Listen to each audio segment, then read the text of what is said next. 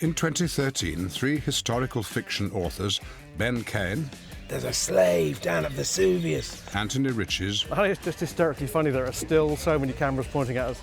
and Russell Whitfield I'm the Sergeant Bilko of this particular little band. walked 80 miles along Hadrian's Wall wearing ancient Roman armour, raising over £15,000 for charities Combat Stress and Medecins Sans Frontières. Now in 2014, they have decided to travel to Italy and tackle one of the oldest Roman routes, a 130-mile walk from the amphitheatre in Capua to the Coliseum in Rome, along the original Roman highway, the Via Appia.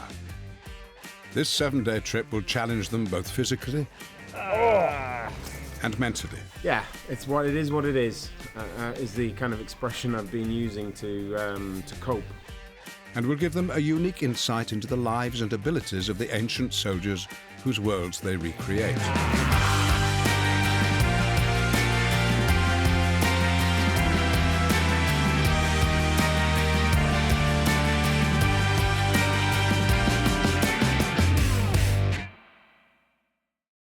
Authors and friends Ben Kane, Anthony Riches and Russell Whitfield are in the final stages of training for a once-in-a-lifetime, physically gruelling 7-day walk across the Italian countryside. Their journey will take them from Capua, just north of Naples, across 130 miles of varied Italian landscape, arriving finally into the capital and the most iconic location of the ancient Roman world, the Coliseum. Here we are on a training day for the Romani Walk 2014. The three of us, Russ Whitfield, Ben Kane, Tony Riches, and it's just 2 weeks until we fly to Italy to walk a stupid length of road between Capua and Rome. We're kitted out in various arrays of Roman armour, as you can see. Training's been going fairly well for most of us, I think. So what we're going to do, we're going to wander through these woods, Broxbourne Woods, and just generally getting used to how we do it.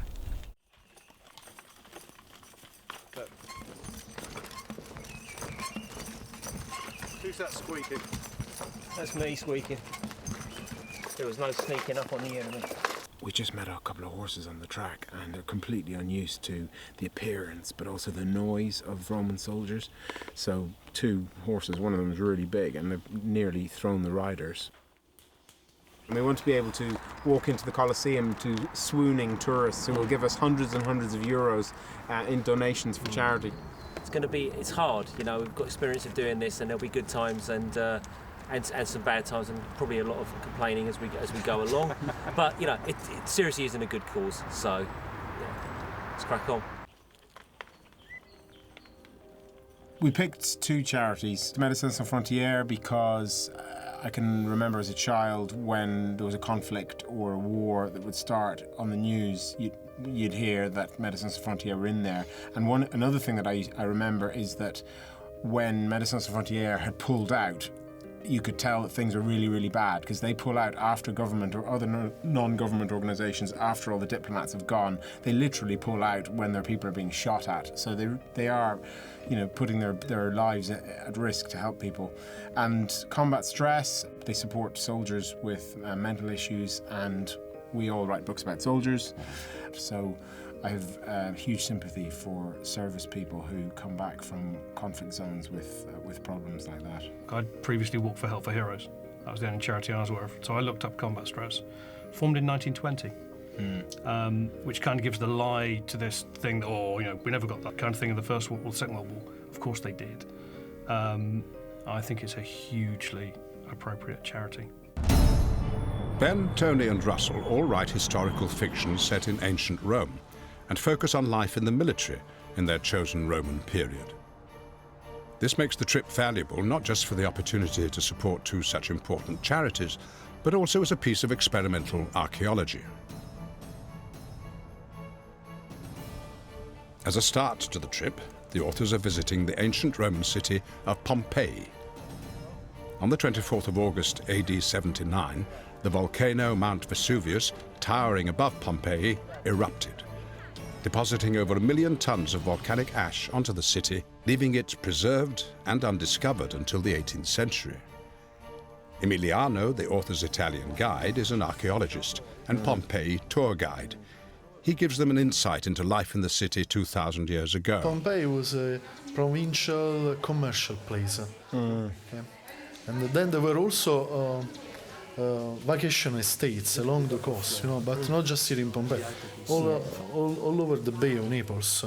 So would the rich people here then not be patricians, but more rich new men, businessmen that have made good, and they because it's a business hub, they then build their flash houses right near where they work, kind of thing. See. Erect penis. Yeah, okay. And no trip to an ancient Roman city would be complete without a trip to the Lupanar, or Wolf's Den, a place more commonly known today as a brothel. How do you stretch out on this and kind of let your mojo flow? There's graffiti in there which, when it's translated, Emiliano was saying it says, "I f here." Nothing changes. Isis was particularly popular because she promised the afterlife, Yeah. So the lower classes, Chelsinus, the Former slave. Former slave, loved Isis because she promised another life after death. We're in the Temple of Isis. It's a really spiritual place, and I'm quite surprised. It's got quite a stillness to it. And I would have loved to have seen this when they first dug it out, because it must have been absolutely magnificent. You can actually see the feet. Yes, his face, but look at the size of him. Well, we know that the average soldier was 5'6", so. The noise must have been phenomenal. Yeah. Can you imagine how terrified you'd have been? Yeah. What have we done? Yeah. And the sky went black very, very, very quickly, and it went completely dark. And it started raining small stones. Yeah, and that got worse and worse and worse. Because about 60% of them or 70% of them fled. Yeah. If you got out within the first 4 or 5 hours, You were okay. You were all right. But after that, by the next morning, everybody was dead. So behind me is the Doric temple. Some of the decorations would lead me to believe that it's a temple of Athena. It's a real special place for me. It's one of the books that I wrote. It's the main character is a priestess of the goddess Athena. So I really wanted to come here and check it out. I don't know how it'll feed through into my writing, but I know it will, because I've seen it and felt it the way it was. Actually, it's been really, really good. It's been a fantastic eye-opener. I so agree. That's how I felt too. So, okay, we'll do it. We're here. But having lived it, I wouldn't have missed it now. No, absolutely. Plus, we didn't have to walk for 19 miles wearing stupid amounts of armour. Well, that's true. Yeah. Can we do it again tomorrow? In the morning, Ben, Tony and Russell will begin their gruelling walk. But for now, they check their kit one last time and try to get some sleep. Just on our way to pick up our guide, a really nice chap called Emiliano, and yeah, just want to get underway. To be honest with you, just get going now. I always feel indestructible at this point. Nothing can trouble me. The walk's going to be a doddle, and we're all going to have a really good time. Then after about 5 miles, I'm miserable as sin. But right now, I feel great.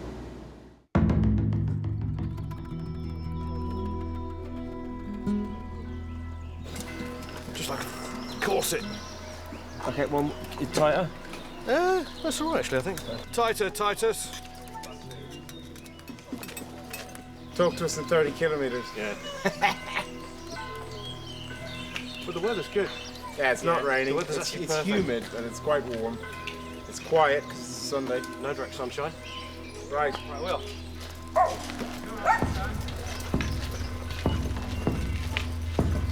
Gonna get Russ's leg. We're being attacked by dogs already.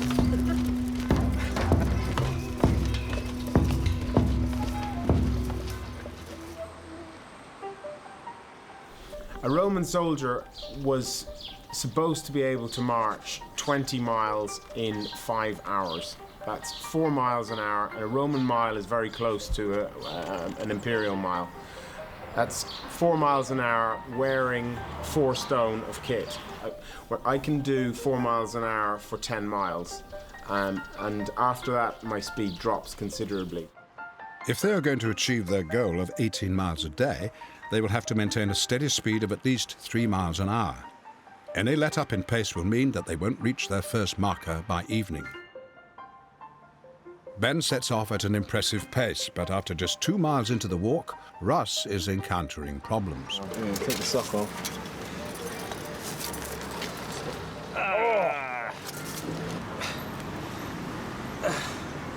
Yeah, so that's mildly painful. At least it's high up, not low down like it was before. Yeah. Oh, look, it's bleeding. Lovely. Look at that. Cheers. It's consistently happened when I was training, and you're sort of hoping against hope that these boots are going to wear in. And ironically, it's always been my left one that's been the worst one. And today, the right one is gone. The Via Appia, or Appian Way, is one of the oldest and most important ancient Roman roads. Described by the 1st century poet Statius as the queen of the long roads, it connected Rome to Brindisi in southeast Italy. We're about 6 miles out from Capua. We've had a bit of a rainstorm, so we're all a bit damp, but we kept going. We've had some boot replacements. We just had to stop so that Ben can change out of his Roman boots because they were starting to trouble him. But the great thing is, we stop here for 2 minutes, a bunch of people come out, they feed us, we get strawberries and bananas and offers of water. And it's just lovely. It's really nice to be doing this in Italy and actually raising an interest. The trio are following the closest route they can to the original Via Appia, which is today a busy motorway. But despite following this minor road, the traffic is still perilous. By mid-afternoon, they have travelled a distance of 20 kilometres, keeping them on track. But now Russell is really struggling to keep going. How is it, Russ? It's pretty tough going, actually. Yeah. Oh, Jesus, sorry, Ben. All right, Russ. Did he stop you? No, I don't know what he did. My take on it is we should stop him, but he's not going to stop if we don't. That's really obvious. Yeah. And as long as we can keep going and bring him along, I'd rather bring him along. Because otherwise it's so, you know, who wants to be the one guy that drops out? Nobody wants that. Even if we go half the speed, we just need to keep moving. You get a bit of a second wind once you can see where you're going. Yeah, great. You know, all the weight falls off you. But right now, it's going to be as bad as it gets.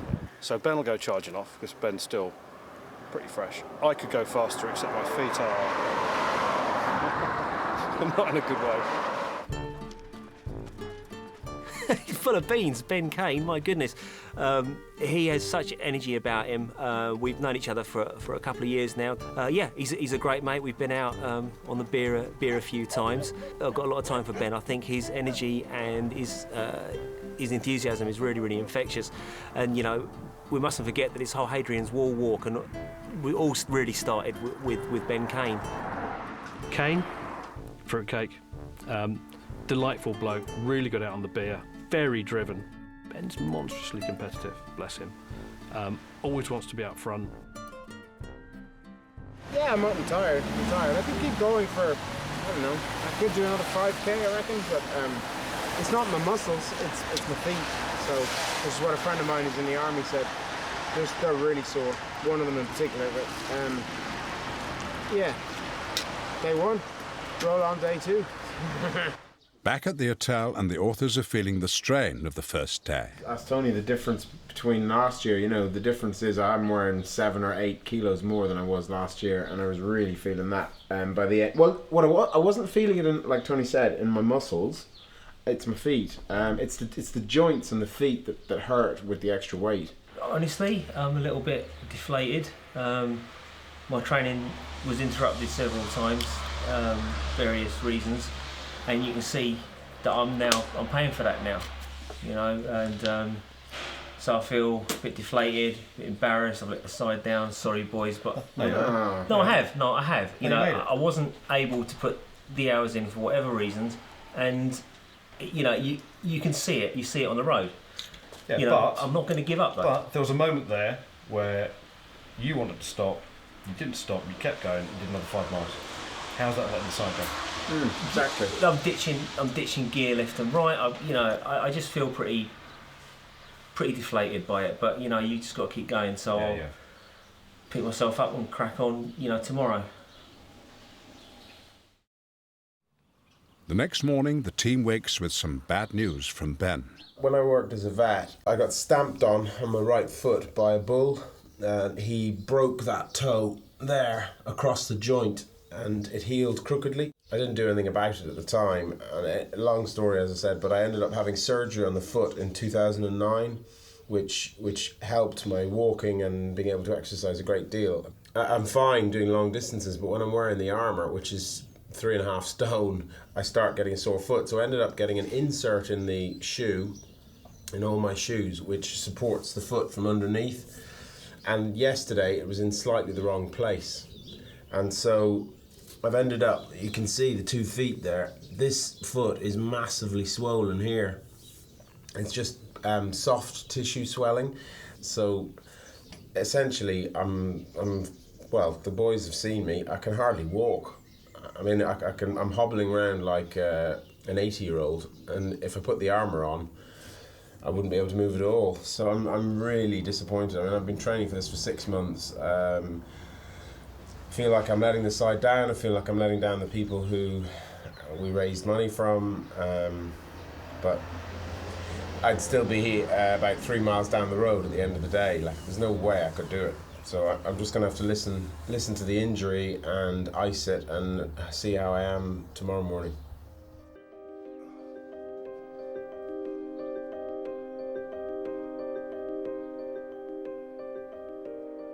I feel really, really bad for him. Especially early on in the walk to get the injury like that. He must be absolutely gutted. I really, really feel for him, because you sort of know that there's going to be a part of him thinking, no, do you know what? I'm just going to ice this up. I'm just going to go with it. But also, for good sense, he can't do that. So he must be, he must be absolutely destroyed. I feel terrible for him, because this whole thing was his idea. You know, Tony and I help him, but Ben's been the driving force, the charities and everything like that. So yeah, I really feel for the bloke, really.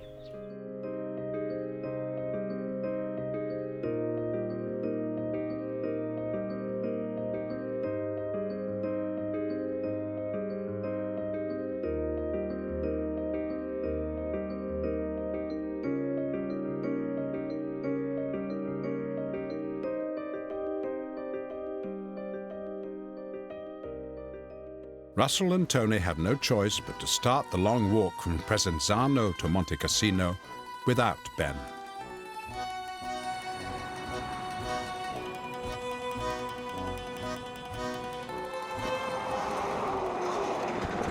Whoa! That's pleasant. Nearly took me away because of the shoe. Oh, bet it did.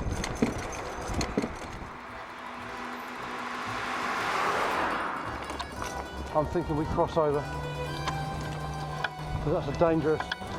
They'll come around that corner, it'd be lethal.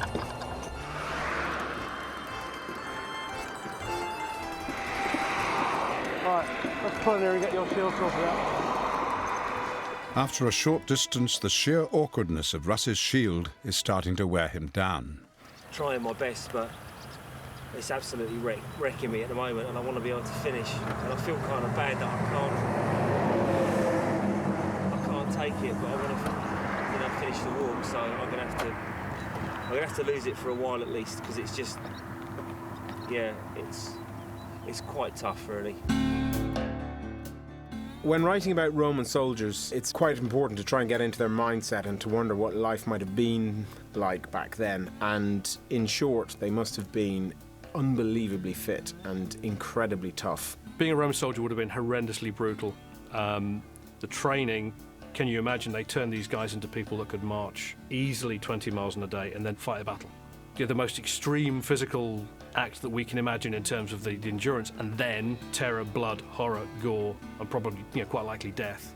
So amazingly tough people, but then they were people for their time. How's the foot then? It's still very sore, and yeah. Hopefully I've had peas on it and they have thawed out and they can be for lunch, because of course they were in the bag, we haven't opened it, and now I've got cubes of spinach on it because they're in blocks, and yeah, it's a work in progress. Spinaci in cubetti. Moving away from the busier road gives them an opportunity to take in some of the Italian countryside. And without the burden of his shield, Russell has a renewed spring in his step. You know, you complain the whole way, but you're actually really enjoying it. And I think the complaining and the carping and the swearing and all of this kind of stuff that goes on is all actually all part of it. It's all part of the fun.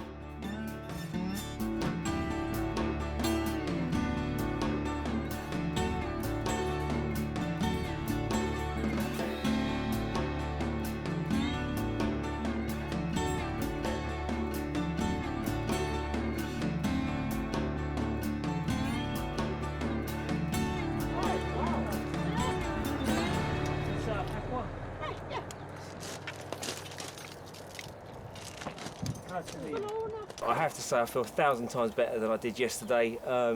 Free of the weight of the shield, you know, you can move better and so on and so forth. So there's one part of me that thinks, oh, you know, you should be carrying the shield, but there's another part of me that's thinking, well, you know what, mate, if you do that, you're just going to fall over and cry. Really great. Okay, that's all right. Isn't that lovely?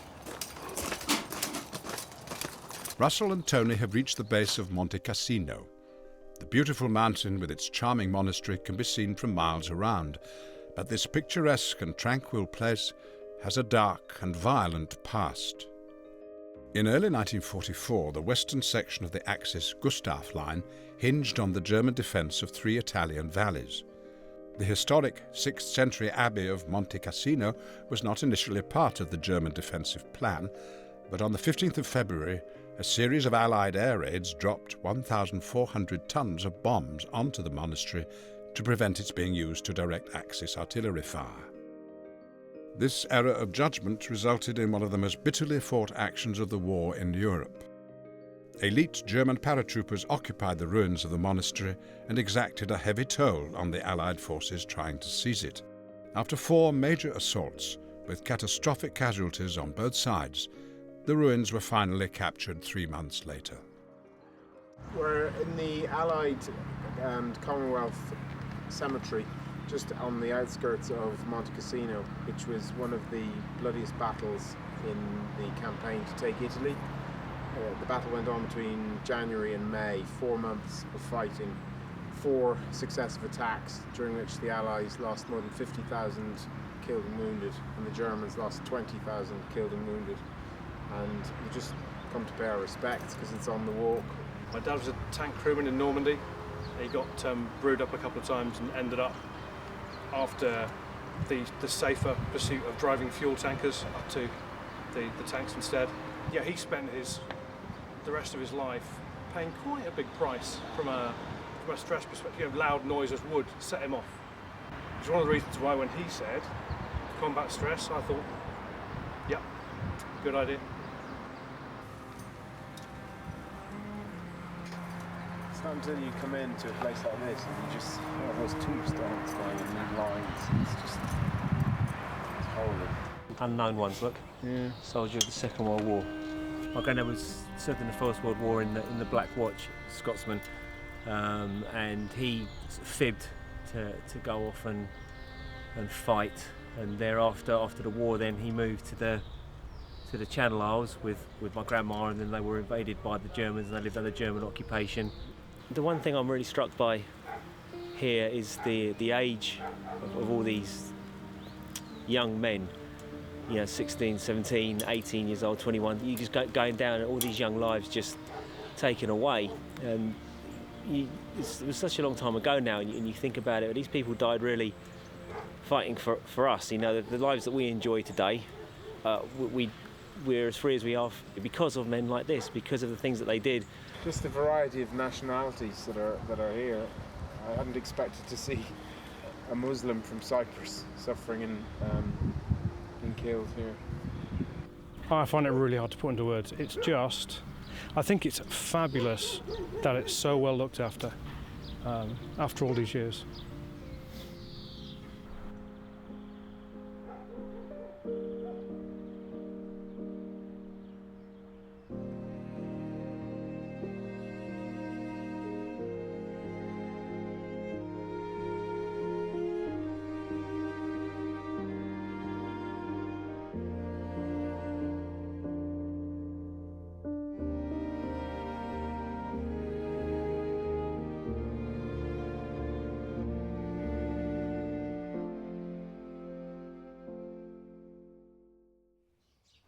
Day 3, Ben is still at the hotel and he can't walk.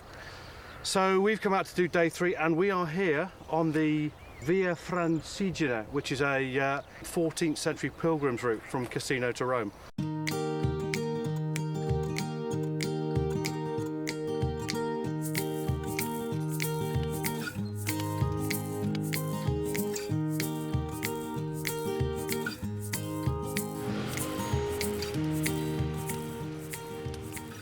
We've done probably about 2.5, 3 miles, nicely warmed up, legs not hurting anymore. And we just walked into this absolutely beautiful scene. Just tucked away, probably medieval. That's gorgeous. The locals react to the appearance of Roman soldiers with a mixture of amusement and bewilderment. This is a very different response than they would have received 2,000 years ago. It must have been really terrible for the inhabitants of areas that armies on campaign were marching through, because they would have had large groups of marauders who would have been trawling the local landscape for everything that could be eaten. So if you were an unfortunate farmer with your harvest just taken in, they would have taken all your livestock, all your hens, all your sheep, all your cattle, probably killed you if you were unlucky, and even if you survived, you then would have starved in the following winter because you had no food. Tony's entertaining the locals as he wants. We've been stopped many times now, and he's got this Roma off pat now. Roma Piedo, Capua Roma, giving it all that. Whereas I'm the Sergeant Bilko of this particular little band. I'm just taking I'm taking a rest again. And it isn't just the human population that are intrigued by these historic tourists. Non-stop barking.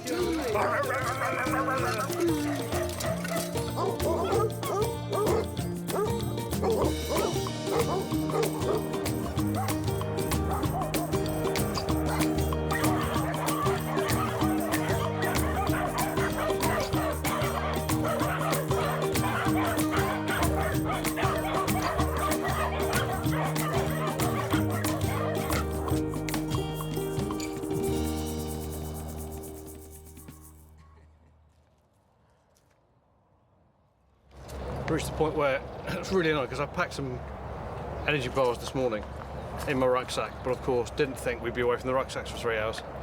So I'm ready for something to eat. Yeah, we normally have a break, probably about two hours in, something like that. You know, so it's like your 11s is basically. It's very simple. You just need to put more food in the engine, or your muscles run out of energy and you just feel knackered. Yeah. And the amount of food that they would have needed every day was in the hundreds of tons of grain. That's why they only used to campaign generally in the summertime, because in the wintertime there isn't any food around. So if you haven't got food, as Napoleon said, an army marches on its belly. If you can't feed your soldiers, you can't do anything. See this lady here, we just ordered a load of cheese and meat and stuff like that. She said, oh, is it for the boys? And she's actually taken the cheese, the bread, and she's made us sandwiches. I just love the reactions you get everywhere. As you come around the corner, people's faces light up. Marvellous. Good lunches on me.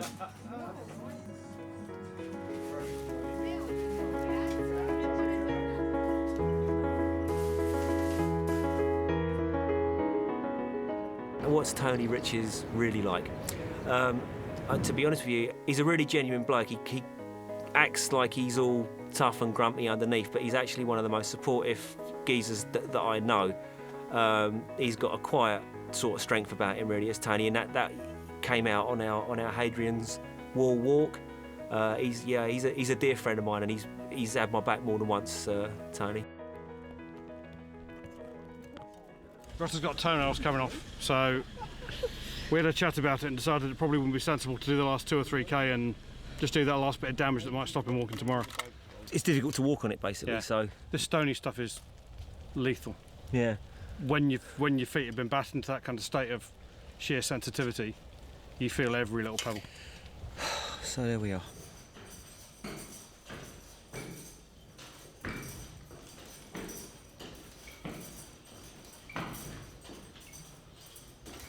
Couldn't fit in the lift. Thought I'd take the stairs.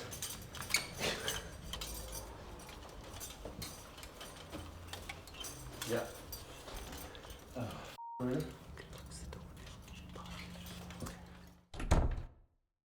My foot is a little bit better. It's well enough to see if I can walk for a little bit. And it's sunny, quiet road. Yeah, it's good. My toenails are still sort of hanging on for grim death. You sort of find once you've rested up, your feet stop swelling and you feel you can carry on. But one of the things we were talking about yesterday was, it's true of soldiers today as well, these blokes must have been absolutely nails. And it's me crying, going, oh my God, I can't carry on. But they had no choice. They must have been just so hard. I feel really good, which is probably a really bad sign. My feet feel absolutely wonderful. They're not hurting. I haven't got bruised heels. The blisters have all gone. I feel great, which means within about half a mile I'm going to be... Oh. Plus you fell into a ditch just now. Plus I just fell into a ditch, but... Next time we park somewhere better. What can I say? Can we go walking now, please? Yeah. Thank you.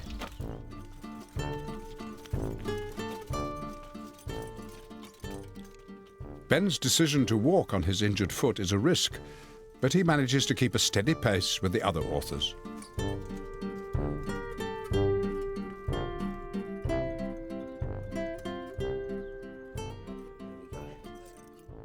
The toll on their feet at this stage in the walk is extremely apparent, and blister prevention is a regular concern. Well, hopefully that's sorted it out. We'll find out later when we start walking again.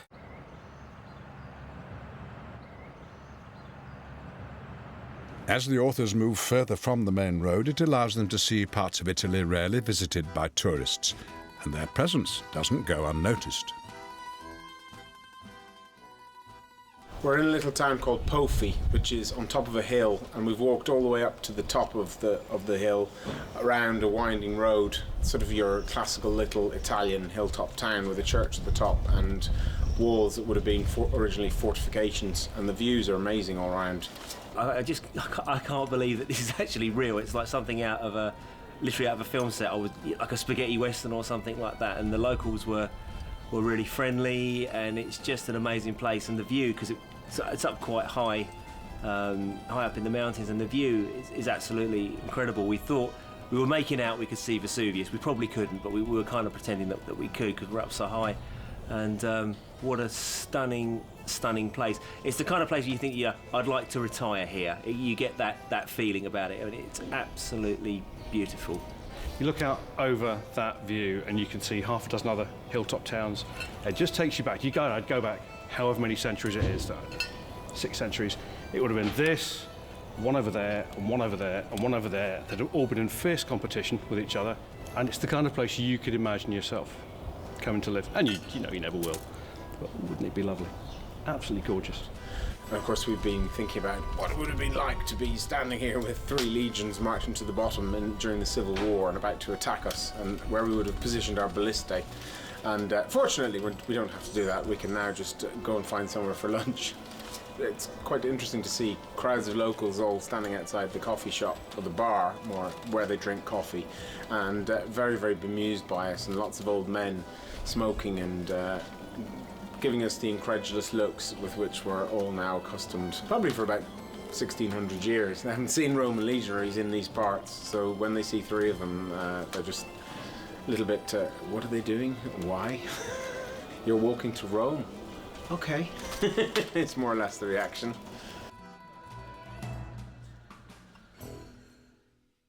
The authors decide to continue the journey via the port of Gaeta. Taking this route will allow them to rejoin a section of the original Roman Via Appia. In ancient times, there would have been lots and lots of boats here, bringing in grain, bringing in fish. There would have been passengers, because Pompeii is about 100 miles away, and there were ferries between the different towns. It would have saved you. It would have been a much quicker journey to go across the bay than it would. The Romans were famous for not liking being on the open sea, because their ships weren't that good away from land. But when you can see Pompeii, if it was a nice day, you could probably get over there in only a few hours, compared to 100 miles would be a 5-day march, and it would be longer than that if you were just an ordinary civilian. If you're wearing this kind of gear, bye-bye. Most people probably couldn't swim anyway. You're probably going to drown anyway. You're probably going to drown anyway, yeah. Yeah, because you'd be Yeah, if you were more than 400 yards from shore, who could swim that far anyway? Yeah. And there weren't any lifeboats. So. Yeah. I know, but there's something to be said for just wearing a tunic and being on the ship. And if you were a marine or something like that, and you were in this get-up, I mean, oh, come on, man, you'd be terrified. You're thinking, you want me to jump across from this ship to that ship and nail him wearing this? And they had to go and do it. Well, I'm feeling slightly nervous as it is. It's 1.5 stones, dear viewer. 9 kilos. And that's about the same, and that's about the same. Crouch and hold! We're standing in the port and town of Gaeta, which is on the Via Appia, the main Roman road, the artery that led from Rome to the port of Brundisium, or modern-day Brindisi.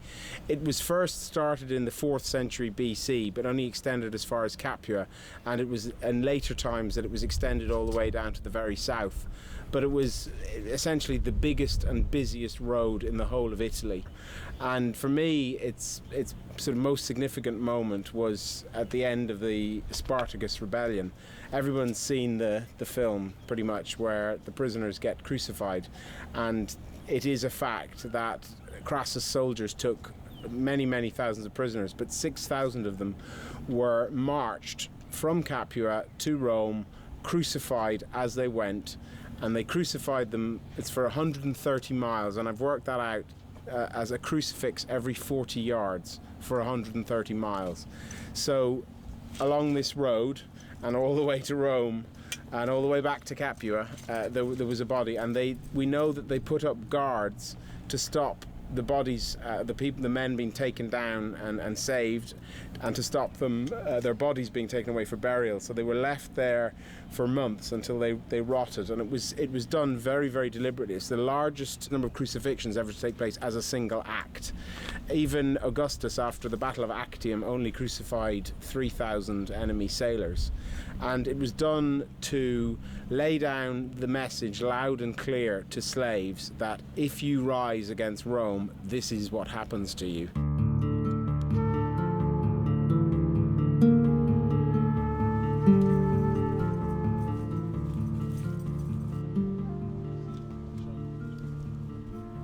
Okay, we've been amazingly fortunate. We've scored a visit to this mausoleum, which is alleged, reputed to be the last resting place of Marcus Tullius Cicero, probably the most important scholar of the entire Roman era, orator, lawyer, translator, scholar, and actually some Western intellectuals believe the most important thinking man of the last 2,000 years. Cicero was assassinated in 43 BC on the orders of Mark Antony. He'd been an opponent for a long time of the growing trend towards dictatorship. With the death of Caesar, he thought he had his opportunity. He called for the reinstitution of a second republic. Mark Antony decided that this was too great a risk to let him continue and had him assassinated quite bloodily, had his head removed, taken to the Senate house in Rome so there could be no doubt that he was dead. And this was effectively snuffing out any chance that there'd be any further resistance to the dictatorship. The way was open for empire.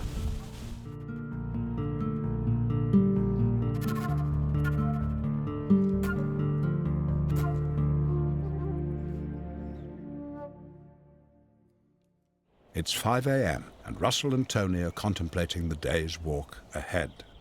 It'll be a long day today, I think. It's going to be very hot, apparently. Yeah, so... This is Russell's foot. You see that? Mm-hmm. Isn't that horrible? You think your foot's going to hold up today, Russ? Well, you know, uncharacteristically, I'm probably going to complain and moan a right lot because I haven't done any of that on the walk so far. That's not like you. It is not like me to complain, and you know what? I'm just going to do my best, really. I'm still injured, yeah, unfortunately. My foot is still reasonably swollen, too sore to march on. So the boys have headed off, and I'm left ruminating on what would have happened to injured soldiers while on the march. And I think that, well, in some cases they would have been left behind to die, but there would have been a place for wounded soldiers to sit in wagons and get hurled abuse at by all their comrades as they marched past. So that's what I'm going to be doing today, except I'm going to be in a motorised chariot, doing the other way around, laughing at the marching soldiers. Goals! Thousands of them!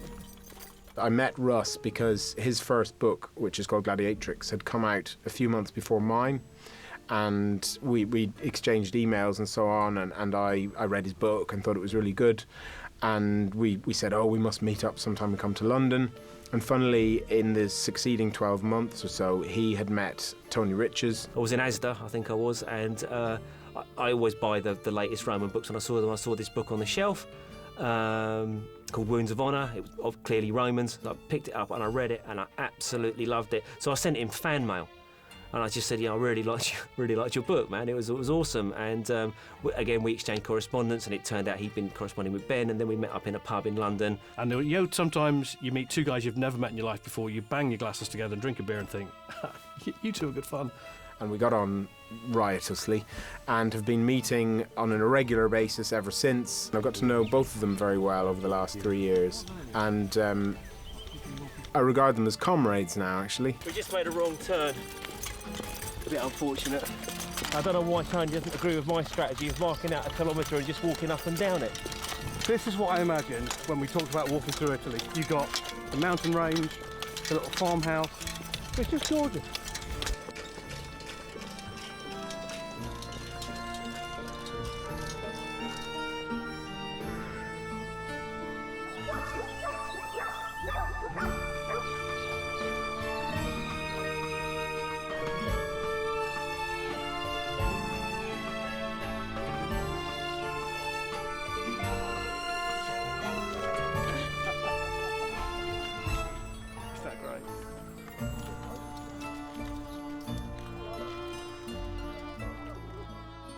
Amazing. Just perfectly framed by the clouds. It's absolutely gorgeous. Back at the hotel, Ben is struggling with not being able to take part.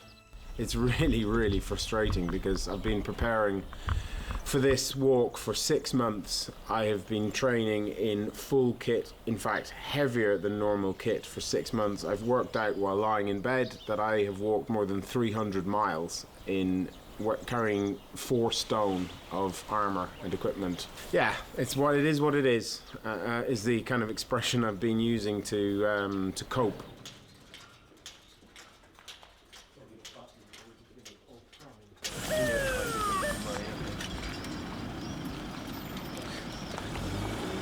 So we were stopped by the police. Basically, the officer saw guys walking around with funny costumes and spears and just wanted to know what the hell was going on. And we told him, and he let us go on our merry way. I think he was quite amused, to be honest with you. But sooner or later we were going to get stopped. It was only a matter of time, wasn't it, Tone? Yeah. I'm surprised it took this long. Yeah. Russ makes me smile. He's a lovely, lovely man. He's the nicest of the three of us. Obviously Ben's a bit of a fruitcake and I'm completely objectionable. Russ is delightful. Russ Whitfield, he's a South London boy, so when I do impersonations of him when I'm doing talks about the Roman Walk, I try to do my best South London accent. He's really easygoing, down to earth. Oh, goodness me. Thank you, Tony. He's a bloke who'll go the extra mile for you. He's a really good guy, really good guy. People keep offering us water and beer and wine, and it is delightful. It's just a pity we can't stop, isn't it? It is. It'd be lovely to stop and have a drink and a chat with them and all that. You can't fall into that trap. We've got to keep pushing on. Got to.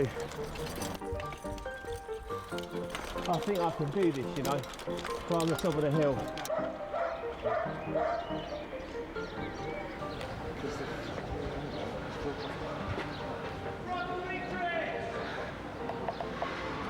Let's run it, he said.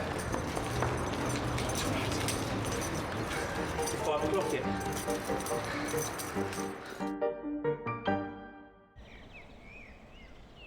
Tony and I have been discussing why you would get rid of the don of all armour and go back pretty much then everybody using chainmail. His chainmail's heavier, or just as heavy, but it's not as effective. It's much more encumbering, and just not as good as this. And Logistics. yeah, basically the conclusion we've come to is logistics. As wicked as this stuff is, it's strangely quite fragile. It's brilliant for protecting you, but it's got all sorts of bolts and rivets, and Which keep falling out, don't they, Russ? which keep falling out, hiding on the floor, and then you step on them. No, but seriously, it's got all sorts of working parts, which makes it so flexible and so brilliant, and you can bend and twist and do all this stuff in it, but to maintain it must have been a pain. See, I think you can do all that stuff in mail, and the thing with mail is, whilst it's much more expensive to make, like thousands of man-hours bending and welding wire into rings, once you've got it, Yeah, that's it. it's built to last. It's like the Volvo of Roman armour. Yeah. This weighs a stone and a half, or about 9 kilos. It's not 100% accurate because of the size of the rings, but it's reasonably accurate, and certainly the weight is reasonably accurate. You sling it over your head. You take a bit of time to work it through the neck hole, because otherwise you're tearing your scalp. And you just shrug it down, sort of just fits itself to your body.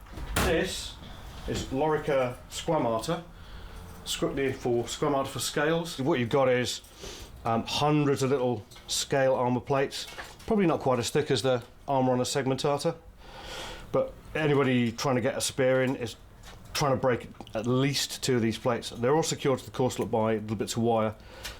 Only worn by centurions, and centurions are only attested to have been wearing this stuff. So you don't find centurions on altars or graves, or decorative, Trajan's column. You don't see them wearing anything but this. Would a centurion have worn segmentata like Russ has got? Almost certainly. So I think maybe more of an artistic conceit than anything. Anyway, we're going to put on my falere. These are decorations I have earned by being a good boy in battle. Usually a centurion would be wearing a set of this, because by the point he's a centurion, he's been very brave in battle several times and he'll have earned it anyway. We've got standard issue Mainz pattern gladius. Everyone says it's a point weapon made just for shield and stab, but I've waved it around a few times and it would be pretty good in a cutting sword fight as well. There was a battle between the Romans and the Greeks at a place called Caesarea, which was the Dog's Head, and it was at the Greek Empire, the Macedonian Empire was waning at that time, and the Macedonians were famous for using what was called a phalanx or a phalanx, which was massive spears, and they would walk forward like a tank, and they would just grind their way over the enemy. But if you got those guys onto rough ground, you could get in amongst them, and then they would be in trouble because they didn't have very good protection like this. And when the Romans got in amongst the Greeks and Macedonians at Caesarea, the Greeks were absolutely horrified at the amount of damage that the Roman swords could do. So this stuff about pointing, yes, the Roman soldiers would have been trained to thrust like that because that's really effective, but we can't be fooled into thinking, oh, that's all it was, because we've got writings from the time that said the Greeks were just they couldn't. These guys were experienced soldiers. They couldn't handle arms and legs flying off, guts flying all over the place. Greeks were not used to that with their kind of weaponry. This penultimate day of walking will take the authors along the Via Appia Antica. This is an original section of the old Via Appia and is now part of a beautiful national park. These ancient cobbles provide a glimpse into what life might have been like here 2,000 years ago. The road was constructed near the end of the 4th century BC, thereby allowing Rome's legions to march south to fight the Samnites, a people against whom the Romans fought 3 bitter wars. A narrow strip of land with the ancient stone-paved road at its center is lined with catacombs, ruins and aqueducts on each side, and stretches from the outskirts of Rome almost to the Coliseum. I have found the only armour I ever want to wear again, by the way. Scale. This squamata is just lovely. Very easy to carry. Not all that light, but it's just a dead weight thing to that mail that really makes it, for me, quite unpleasant to wear. I like the mail. Yeah, but you're some kind of masochist. I like the look. Republican. There you go. I like it imperial. I don't know if it's time to break it to you two, but really, I actually prefer ancient Greek history. I want to be an Athenian.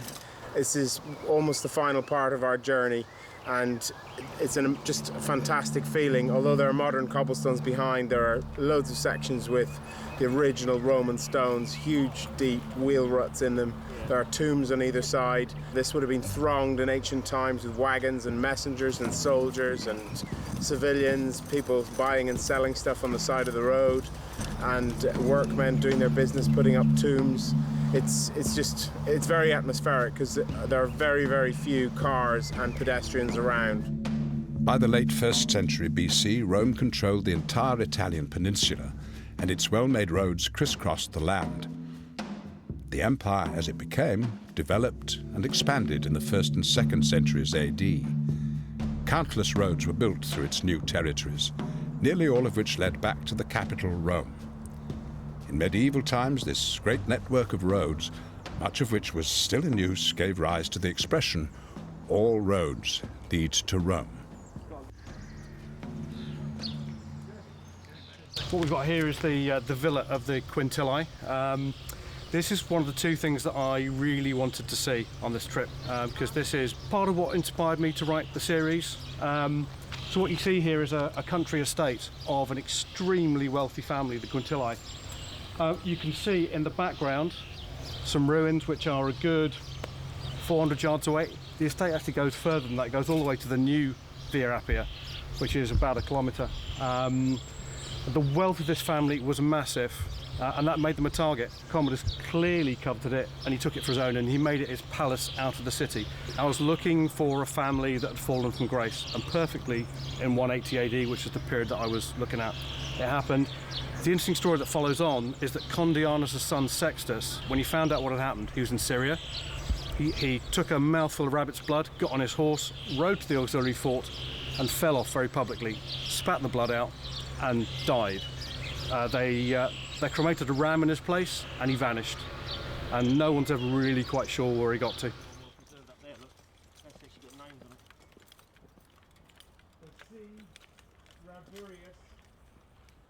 I found some Greeks. And look, that's a sewing needle. Yeah. To show how good she was. And the hairdos, you know? Look at that, with a knot in the front and braided around the head.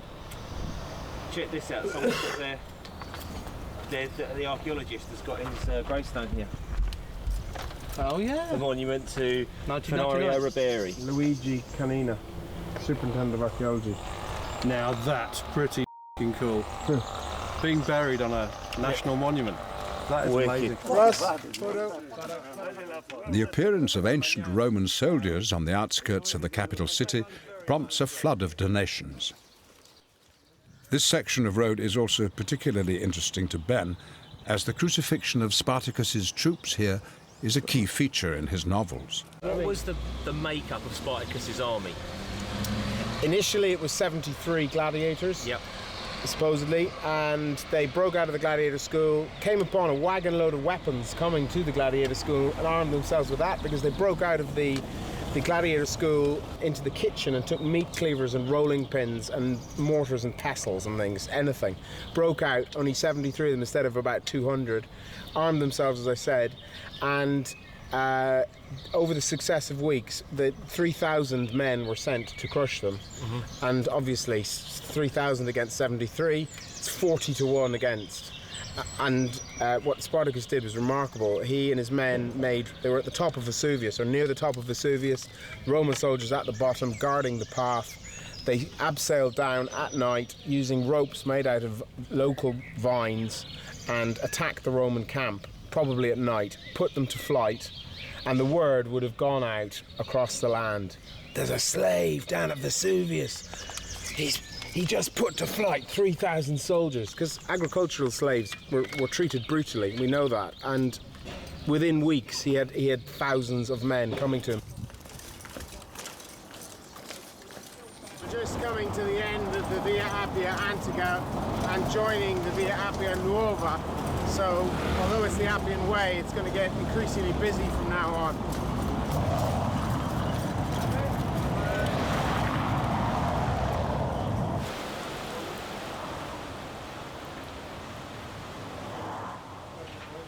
So, as you can probably hear and see, it's started to rain really hard. So let's get a coffee in. See what happens in 20 minutes. Yeah. Yeah.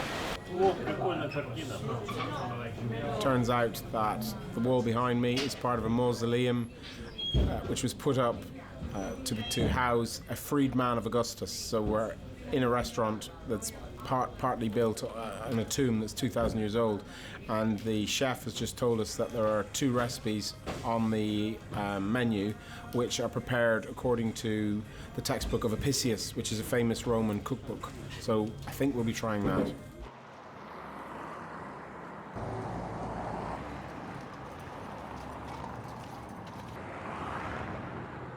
This is the Porta Appia. It's the main Roman gate into the city of Rome. Either side, this is the Servian wall. This is why Hannibal couldn't take Rome. He didn't have siege engines, because the country was his after Cannae in 216 BC, but there were 2 legions inside and a 30-40 foot high wall. What I'm wearing is contemporary with the war against Hannibal, which took place in the end of the 3rd century BC. And Tony's wearing the uniform of a centurion from Typical late 1st century. So 250 years minimum, nearing 300. So not too different from the difference of how a red coat in the English army would have looked fighting American revolutionaries in 1776 to a modern British infantryman today. Before the boys go back to the hotel, they make time for a short visit to the Circus Maximus, where the ancient Romans enjoyed the spectacle of chariot racing. There was horse and chariot racing here since probably about 700 BC, they believe, before the Republic and the rule of the kings. Basically, that's the Palatine Hill on which the rich people lived, and this was just a nice bit of farmland, sometimes flooded, sometimes not. When it wasn't, they would race horses and chariots. They got more and more organised. At its peak, you could get 250,000 people into this stadium. People would flock here. It was free entertainment. They'd be one of 4 factions based on colours. I probably get them wrong: red, blue, green, and white. Yeah. And people were fiercely protective of their faction. Although it was a long time ago, the chariot racing factions were pretty much equivalent to today's football. People were absolutely mentally into their chariot racing. So much so, in fact, sometimes it would kick off and different factions would start fighting with each other and all the rest of it. And the love of chariot racing and the different teams went as from the lowest sort of common man all the way up to the emperor. The emperors were fanatical about it as well. It was the beautiful game, the sport of the masses. I can't remember his name, but there was one charioteer who was recorded as having earned a certain amount of sesterce, and translated to modern day terms, he would have been a billionaire because he'd won so many races. We've made it to Rome today, and we're just on our way back to our base for the night, and we were running out of diesel, so we went to a petrol garage and we filled up with some diesel, and it appears that here we go, the van doesn't like the diesel, and you could hear in the background there the patient Romans not hurrying us along at all, not getting the ump at all with the fact that our van is now not very well. However, we're told that there's a mechanic round the corner, so we're going to head off there and hopefully get out the nasty fuel and put in some nice fuel. The mechanic has had a good look at the van. It looks like the fuel injectors and the fuel filter are clogged with some kind of foreign matter in the diesel. And Emiliano thinks that's because they were filling the tanks, the actual underground fuel tanks, with diesel while we were fueling up, and therefore we've caught all the rubbish and crap off the bottom. So Emiliano right now is calling the petrol station to say, we want our money back. And it's probably going to take at least a couple of hours. Piazza dei Cigni numero 6. C'è un meccanico, se mi raggiunge, viene qua e se ne accorge. Emiliano's giving him some stick. He's saying, I bought some diesel, and less than 500 metres down the road, I broke down, and this is the address of the mechanic to prove this is how close we are. Che c'ha? Che il veicolo non cammina perché è sporco e non lei. Best thing to do is to go there. Yeah. I'm planning to go there. But otherwise, you will, Do nothing. Do nothing. No. 2 hours later, the weary authors arrive back at the hotel and take a moment to assess their wounds and prepare for the final day. Just to prove, viewers, that this man has gone through hell for this charitable endeavour. Much more pain than I have. Oh God, it's quite painful. So that's all. You can probably see the lump there. Actually, that's a blister under there. And you can see there where my toenail's going black, where that one's coming off. That one there is all swollen. That's not as bad. This not being my armour, it cut my shoulder there, and I'm not wearing these to hold my fat tummy in, although perhaps I should. All the rivets on the inside cut me open there, so I've got plasters on it now.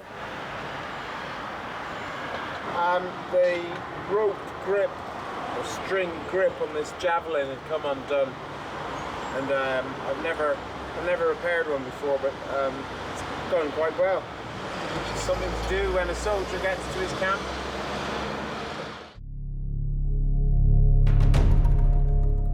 Roma, the eternal city.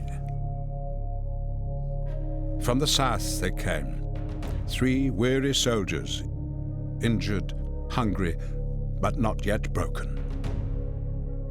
Guarding their route, the hardened men of the 13th Legion, guardians of the gates to Rome.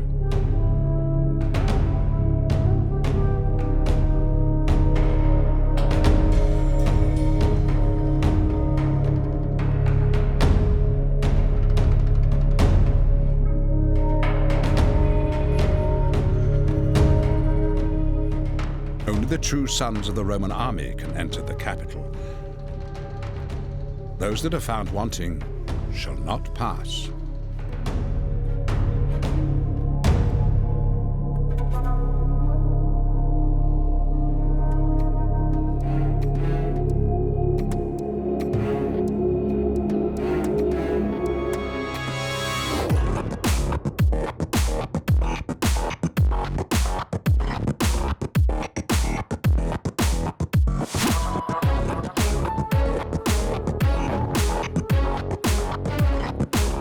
Ben, Russell and Tony have been met at the Appian Gate by members of Italian-Roman reenactment group, the Legio 13th Gemina, who will march with them to the Coliseum.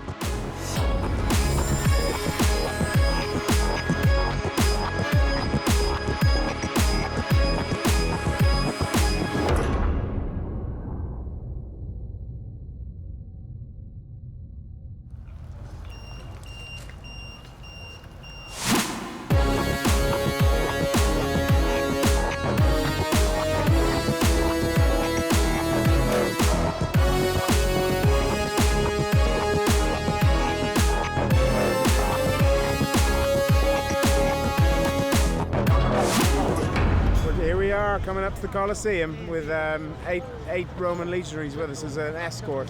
Amazing, great feeling. We're going to be in tourist picture albums all over the world.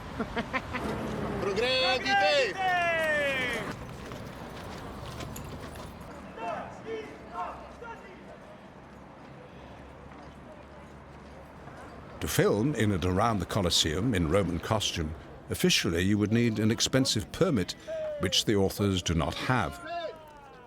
They have to quickly decide whether to enter and risk being stopped by the Carabinieri or stop short of their final destination. We try and do it. Okay, we try to go around. Okay. Sì, sì, sì, progredite. Sì, sì.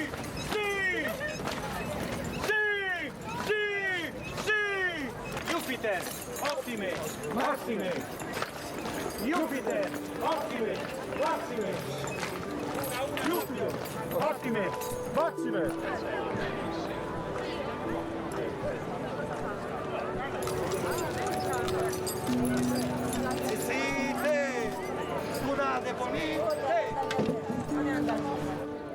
It's absolutely magic. There's a million cameras pointing at us. It's just so funny. And these guys are brilliant. This is everything. This is more than I hoped it would be.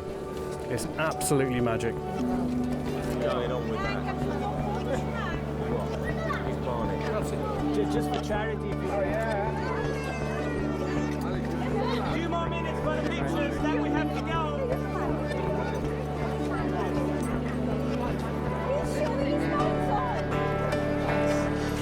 The three of us have walked most of the way from Capua to Rome in full Roman kit, raising money for Medecins Sans Frontières and combat stress. Anyone who wants to take a picture, by all means, and please throw some money in the tin, because it's all for charity. We've raised nearly 18,000 euros already.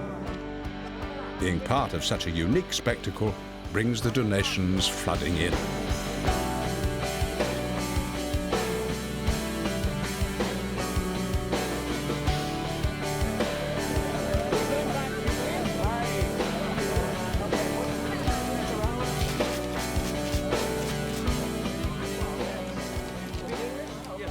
It's been a hard challenge. I didn't think I was going to make it after the first day, but that's Emily.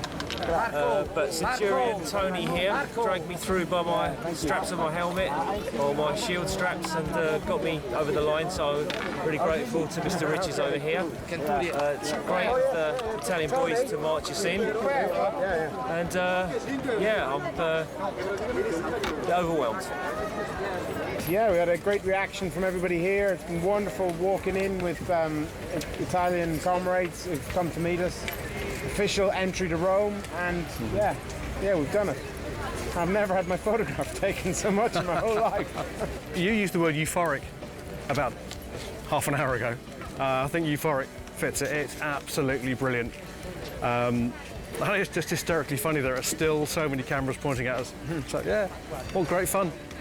I'm really happy.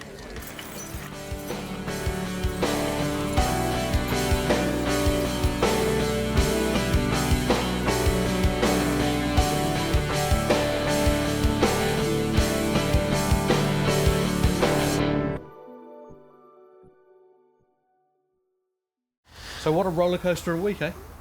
What a roller coaster of a week. It's strange now that it's all finished. It's all a bit, you know. Ooh, my goodness, you know what do we do? What are we doing tomorrow? Yeah. We're not marching. No, we're not. What shall we do tomorrow? Sleep in. Sleep. Yeah. What really stuck out to me, kind of a couple of things. Firstly was the usual, you do this stuff for your mates. It comes out when you're on this sort of thing, because these guys really pulled me through it, you know, and we spoke about this a little while ago about the camaraderie and all that sort of thing, but Tony and Ben just... We bring each other through it. It was, 20 miles a day for 6 days when you're wearing full kit. I mean, the reaction of the Italian reenactors who walked us into the Coliseum today was uniform. Sort of, how many kilometres wearing all your kit? Yeah. And they're just totally disbelieving. I mean, they don't do this type of thing. But the other great thing was, on several occasions, people would say, "You're doing what? Come inside. Come for a beer, a glass of wine, get you some water." And I know we saw some of the same stuff in Hadrian's Wall. It's just it's essentially you scratch people under the surface of every nationality. I still think there's a lot of generosity out there. Yeah, no, that's been great. Yeah, it really has been. And, as tough as it was, these are two really great causes that we're doing this for. The things that those guys go through and the things that Medecins Sans Frontières do, and it's just incredible. So it was worthwhile, and I'm glad I did it. What was it like walking into the Coliseum? Marching in with the Italian reenactment boys, those guys didn't have to do that. They turned up in the full regalia, doing it with them properly in cadence and walking along. It was, and finishing there at the Coliseum was moving. And we marched around the whole Coliseum. That's right, yes. Stopping at various points. Waiting to get arrested. Waiting to see what the Carabinieri would do. In the event they didn't do anything. The abiding image that I'll take to my grave with me is 500 cameras. Phones, cameras, it's just a view of another world where everyone's taking your picture. It was just fabulous. It was euphoric, actually. It was fabulous. Ben, thanks for taking us on this journey. Thanks for sorting it all out. Thank you for Tony, coming, thanks for boys. putting it through. Cheers. Yeah, cheers. Salute. So Germany next year then? No chance. After a 7-day march, travelling a distance of 130 miles, these three comrades have had a unique glimpse into the world of an ancient Roman soldier. Enduring injury, exhaustion, and perilous roads, they pushed themselves to the limit, overcoming all obstacles to finally conquer the road to Rome.